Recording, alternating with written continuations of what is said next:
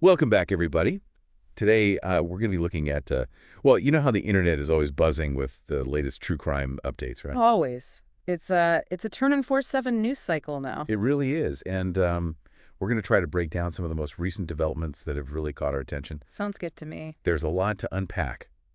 We've got some cases with some surprising updates, and one in particular down in Mississippi is really going to make us think about where we draw the line between seeking justice Right. and sort of feeding this online frenzy. But, before we get into all that, I think it's nice to start with a little bit of good news. Do you remember that case with little Soraya Anderman? Oh yeah, the 2-year-old. The one Yeah. taken to Mexico. That's the one. Oh man, that was a tough one. Everyone Right. was so worried, especially with that international manhunt going on. He really had everyone on edge. But thankfully, she's safe. That's great to hear. She was found at a checkpoint down in Mexico, and she's back home with her mom now. Oh, that's wonderful news. What about the father? Last we heard, he's awaiting extradition.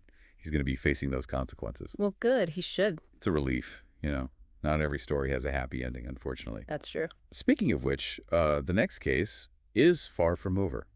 It involves, Hmm. Diddy, Puff Daddy, Sean Combs, whatever he's going by these days. He does seem to have a lot of names. He's got a lot of names, and now he's got a whole heap of legal trouble, too. Seems like it. There's that new civil lawsuit, right? The one filed by Adria English. That's right, and it's bringing up some really serious accusations. It is. She's alleging sexual exploitation, even being forced into prostitution. And all this is happening while there's already a federal criminal investigation going on. Right. That's been going on for a while, as I recall. The lawsuit really goes into some disturbing details about those infamous white parties Diddy was known for.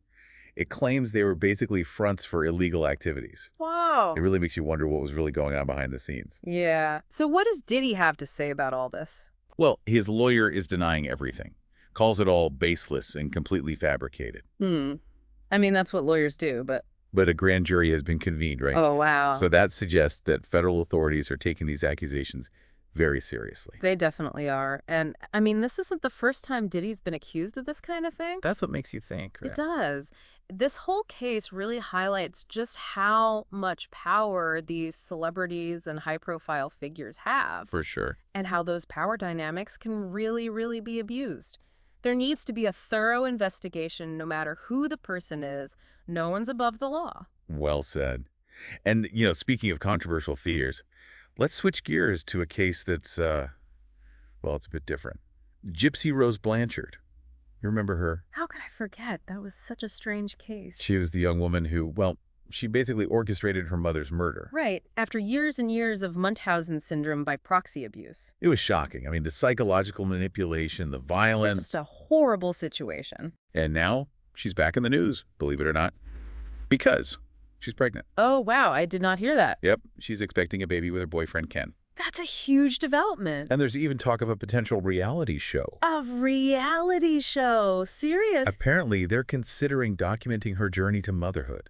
Whoa, now hold on a minute. I mean, considering everything she's been through, her history, her vulnerability, is that really ethical?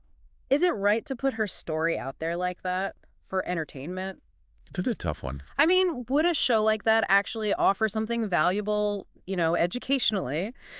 Or would it just be exploiting her story for ratings? It's a slippery slope. And from a case that's generating buzz for very different reasons, let's move on to the Idaho 4 murders. Remember that? Of course. It's still such a tragedy. There's a new book out by author Howard Bloom claiming to reveal the real story, but it's gotten itself into a whole lot of hot water. I heard about that. A lot of controversy surrounding it. There is. Bloom's saying that Maddie Mogan was the main target, and he lays out a specific order of how the killings happened. That's pretty bold.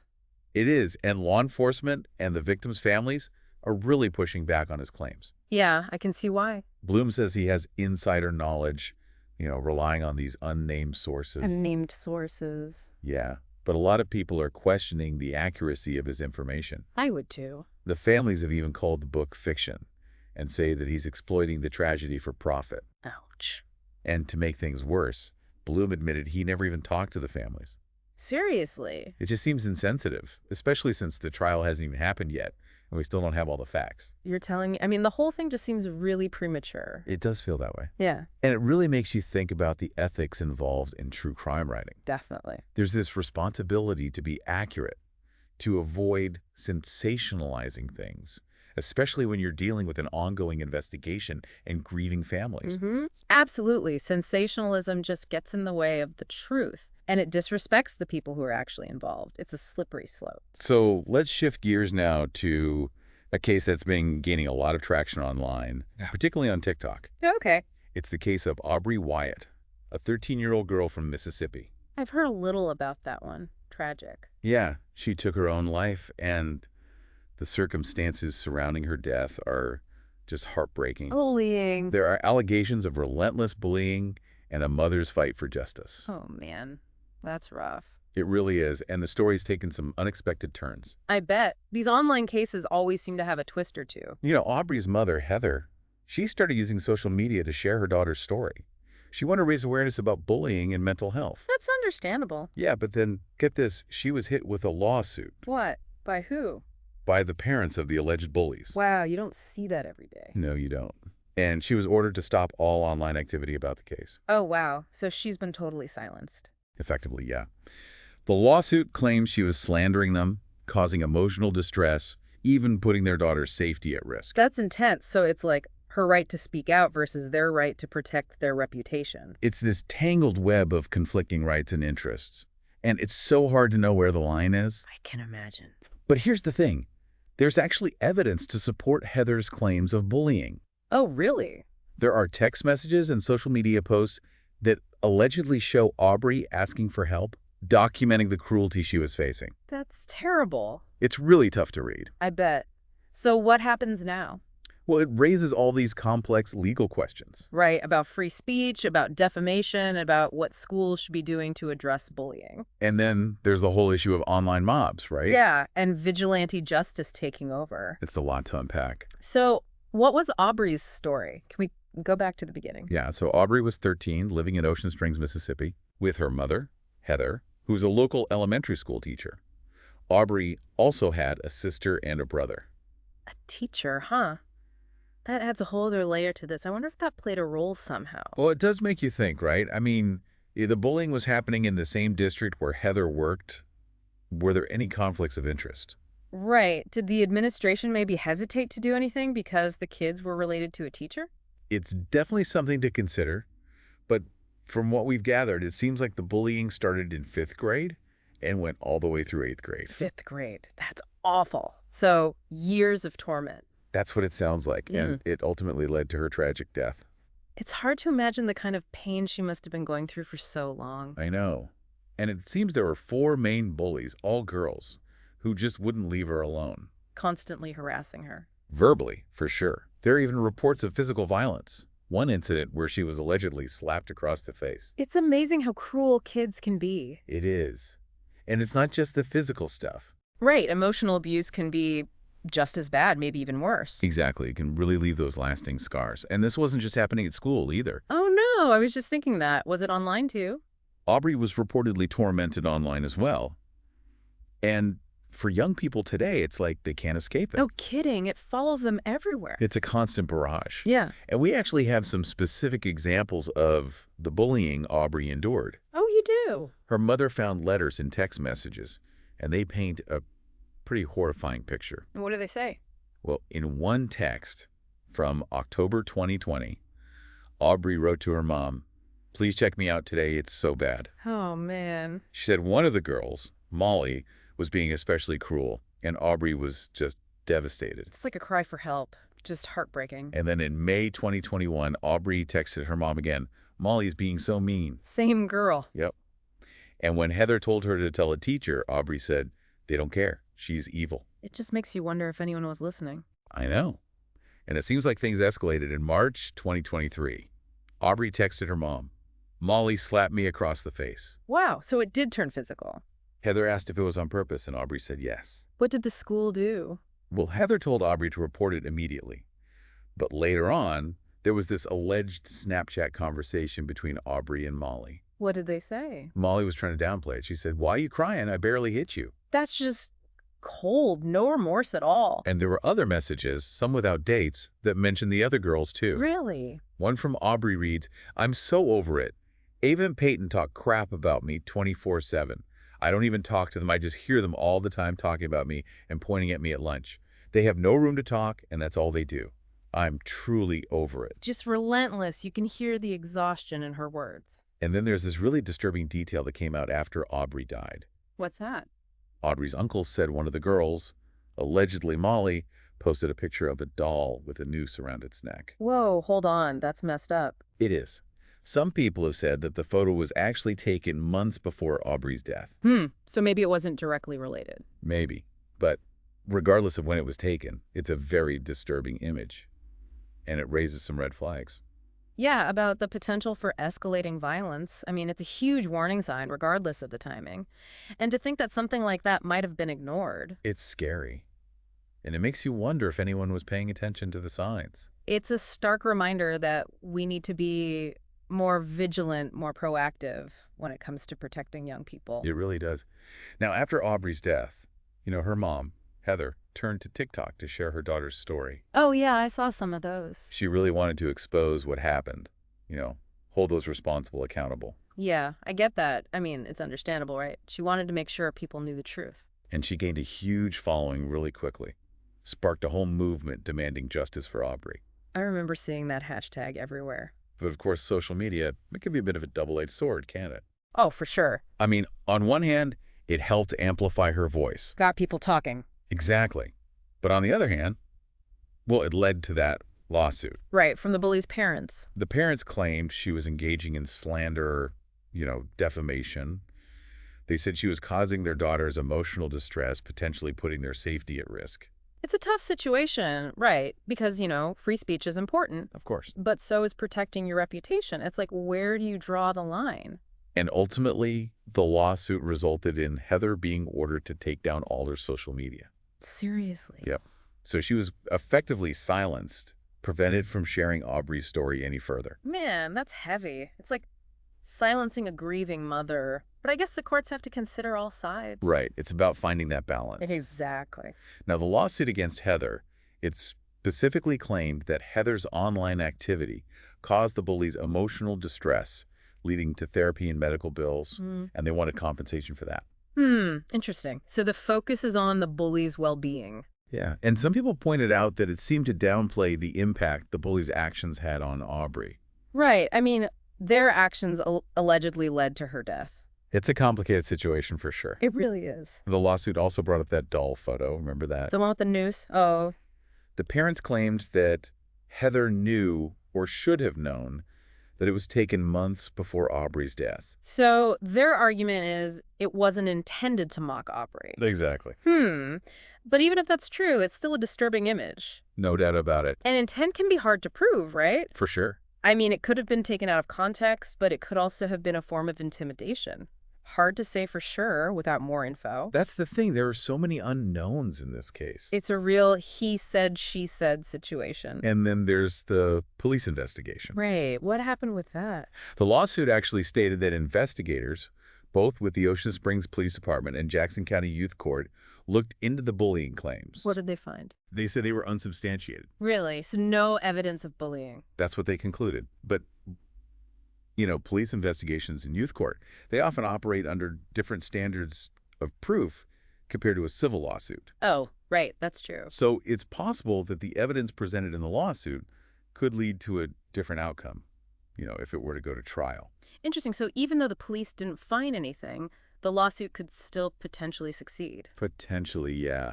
The legal system, it's complicated. Oh, it always is. Now, even though Heather was silenced by the court order, she's managed to share some updates through a GoFundMe page that was set up to help with her legal fees. Oh, yeah, the GoFundMe. I heard about that. How much did they raise? It's been incredibly successful. They've raised almost $100,000.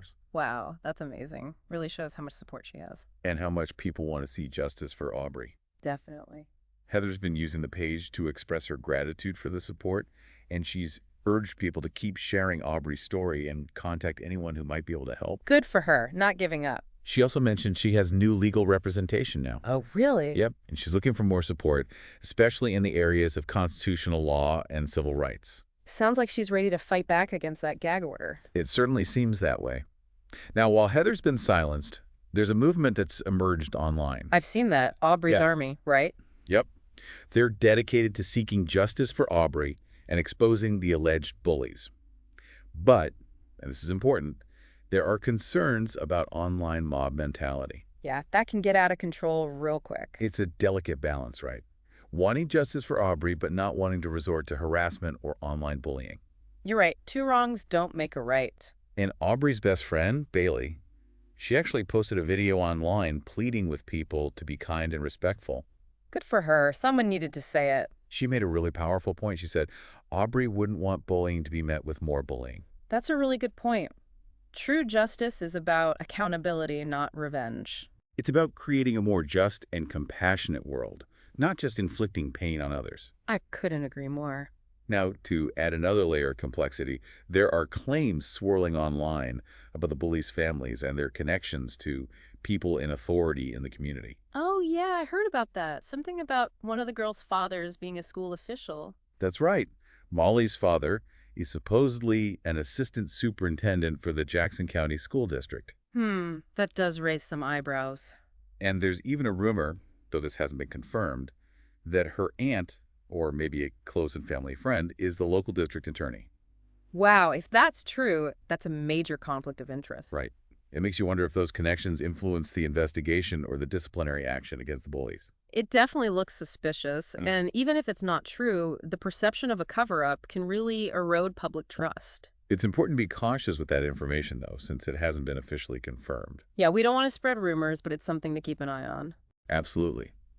Now, another point of contention has been the punishment the bullies received. I was wondering about that. Was there any real consequence for what they did? Well, according to some reports, they only got 45 days in alternative school. 45 days, that's it. That's what some people are saying. That seems awfully light, considering everything that happened. It does, doesn't it? And it makes you wonder, if more serious consequences had been implemented earlier on, could things have turned out differently? It's impossible to say, but it does highlight the need for schools to take bullying more seriously. I agree. They need to have clear policies, and they need to enforce them. Early intervention is key, and a zero-tolerance approach could make a real difference. It's about creating a culture of respect, where bullying isn't tolerated. Exactly. Now, shift gears for a moment. Let's talk about another case that's been in the news a lot. The Karen Reed case. Oh, yeah, that one's been all over the place. It has, hasn't it? For those who need a refresher, Karen Reed is the woman accused of hitting and killing her boyfriend, Boston police officer John O'Keefe, while driving drunk back in January 2022. Right, and the trial just ended in a mistrial, didn't it? It did. The jury couldn't agree on a verdict. But here's where it gets interesting. Oh, there's always a twist. After the mistrial, several jurors came forward. What do they say? They said they had actually reached a not guilty verdict on 2 of the 3 charges: second-degree murder and leaving the scene of an accident with injury or death. Hold on, wait a minute. So they had already decided she wasn't guilty on 2 counts. That's what they're claiming. But they never told the judge. Apparently, they thought they had to reach a unanimous decision on all 3 charges before reporting any verdicts. Oh, wow. That's a huge miscommunication. It is, and it raises questions about how the judge handled deliberations. Big time. So what happens now? Do they just retry her on all 3 charges? That's the question. Can they even do that? I mean, double jeopardy and all. Well, Karen's defense team has filed a motion to dismiss the 2 charges, where the jurors said they found her not guilty. Right. Makes sense. They argue that retrying her on those charges would violate double jeopardy, the rule against being tried twice for the same crime. Exactly. So it'll be interesting to see what the judge decides. The prosecution, of course, is fighting the motion. They're saying the jury's alleged not guilty verdicts were never officially recorded. So they don't count. That's their argument. They say Karen can be retried on all 3 charges because the first trial ended in a mistrial. This is going to be a messy legal battle, I can already tell. It is. It'll all depend on how the judge interprets the law and the specific circumstances of the case. Well, we'll definitely have to keep an eye on that one. Lots of twists and turns ahead, I'm sure. You got that right. Now, let's circle back to the Aubrey Wyatt case. Okay, what's the latest there? Remember those claims about the bullies' families and their potential connections to people in positions of authority? Oh, yeah, that was a big question mark hanging over the whole thing. It was. And it's really fueled suspicions about a possible cover-up. you know, Mm. especially with Molly's father being an assistant superintendent in the school district. Right, and that unconfirmed rumor about her aunt being the district attorney. It definitely raises questions about whether those connections could have influenced the investigation or the way the school handled the situation. It just doesn't look good. Even if nothing improper actually happened, the perception of favoritism can really damage people's trust in the system. For sure. And it makes it harder for everyone to move forward and heal. Absolutely. We still need to be cautious about that district attorney connection, though, since it hasn't been officially verified. Right, no spreading rumors, but it's definitely something worth looking into further. Totally agree. And then there's the whole issue of the punishment or lack thereof that the bullies received. Yeah, that 45 days in alternative school just doesn't seem like enough. A lot of people feel that way. It just feels like a slap on the wrist, especially considering Aubrey's death. It's like the system failed her twice. First by not stopping the bullying, and then by not holding the bullies accountable. It makes you wonder if stronger consequences earlier on might have changed things. We can't know for sure, but it's a question that haunts this whole case. It does. And this case really underscores the need for a complete overhaul of how we approach bullying.